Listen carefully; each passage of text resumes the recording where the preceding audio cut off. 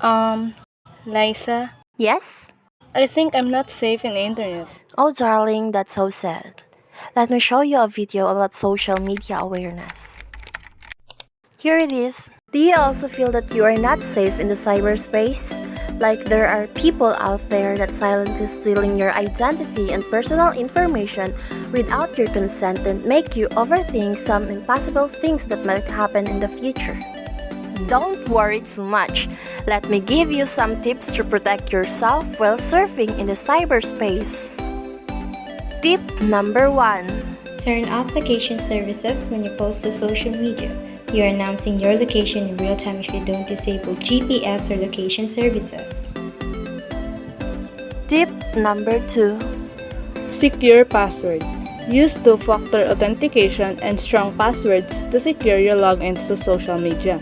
In particular, two-factor authentication will make it much more difficult for hackers to take over your accounts, even if your password is stolen. Tip number 3. Be cautious. Be cautious about the apps that you allow to link your social media profiles. These apps may be collecting personal information about you beyond your email address. Tip number 4. Educate yourself about each platform's capabilities for dealing with abusive, offensive, or illegal materials and interactions so that you are prepared in situations like cyberbullying, harassment, or stalking. Tip number 5. This may also be obvious, but don't accept connection requests or messages from strangers.